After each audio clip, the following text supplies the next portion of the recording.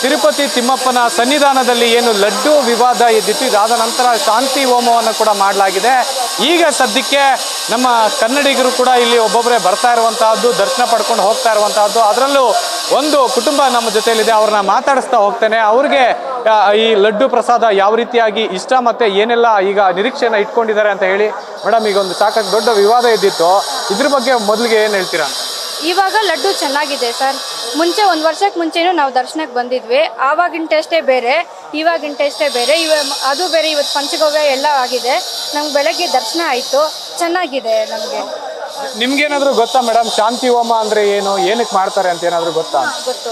ಸನಾತನ ಧರ್ಮಕ್ಕಾಗಿ, ಧರ್ಮ ರಕ್ಷಣೆಗಾಗಿ, ದೇವ್ರಿಗೆ ಒಂದು ಇಷ್ಟು ಶುದ್ಧೀಕರಣಕ್ಕೆ. ಯಾಕಂದರೆ ಇಷ್ಟು ದಿನ ಇದಾಗಿತ್ತು, ತಪ್ಪಾಗಿತ್ತು, ಅಪವಿತ್ರ ಆಗಿತ್ತು. ಇವಾಗ ಅದನ್ನು ಶುದ್ಧಿ ಮಾಡಿದ್ದಾರೆ.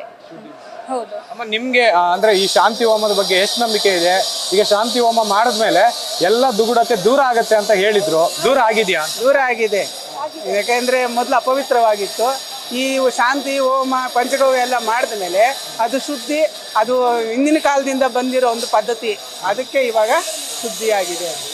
ಇವಾಗ ಎಲ್ಲರೂ ಚೆನ್ನಾಗಿ ಪ್ರಸಾದವನ್ನು, ಯಾಕೆಂದರೆ ದೇವ್ರ ಪ್ರಸಾದ ಅಂತ ನಾವು ತಗೊಳ್ತೀವಿ, ಅದನ್ನೇ ನೀವು ಸರಿಯಾಗಿ ಕೊಡ್ದಿರ ಇದ್ರೆ, ಅಪವಿತ್ರ ಮಾಡಿದೆ ದೇವ್ರ ಪ್ರಸಾದ ಅಂತ ಹೇಗೆ ಇದು ಮಾಡಿ ಸ್ವೀಕರಿಸೋದು, ಅದನ್ನು ಇನ್ಮೇಲೆ ಚೆನ್ನಾಗಿರುತ್ತೆ, ಚೆನ್ನಾಗಿರೋದು, ಎಲ್ಲರೂ ತಿನ್ಬೋದು. ಈಗ ನಮ್ಮ ನಂದಿನಿ ಬ್ರ್ಯಾಂಡ್ ತುಪ್ಪ ಬೇರೆ ಯೂಸ್ ಮಾಡ್ತಾ ಇದ್ದಾರೆ, ಇದ್ರ ಬಗ್ಗೆ ಏನು? ಚೆನ್ನಾಗಿದೆ ನಂದಿನಿ ಬ್ಯಾಂಡು. ಇಷ್ಟು ದಿನ ನಮ್ಮದು ನಂದಿನಿ ಬ್ಯಾಂಡ್ ಇಲ್ಲಿಗೆ ಬರ್ತಾ ಇಲ್ಲ, ಬ್ಯಾಂಗ್ ಮಾಡಿದ್ರಂತೆ. ನಮಗೆ ಗೊತ್ತಾಗಿರೋ ಸುದ್ದಿ ಇದು. ಬಟ್ ಮೊನ್ನೆಯಿಂದ ರೀಸೆಂಟಾಗಿ ಅದನ್ನು ನಂದಿನಿ ಉಪಯೋಗಿಸ್ಬೋದು ಅಂತ ಪರ್ಮಿಷನ್ ಕೊಟ್ಟಿದ್ದಾರೆ. ಇದು ಚೆನ್ನಾಗಿರುತ್ತೆ ನಂದಿನಿ ಬ್ರ್ಯಾಂಡು.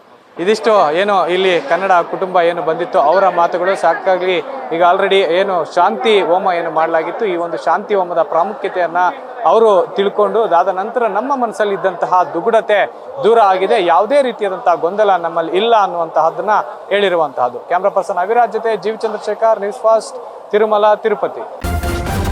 ನ್ಯೂಸ್ ಫಸ್ಟ್, ನಿರ್ಭೀತಿಯಿಂದ ನಿಮ್ಮ ಪರವಾಗಿ.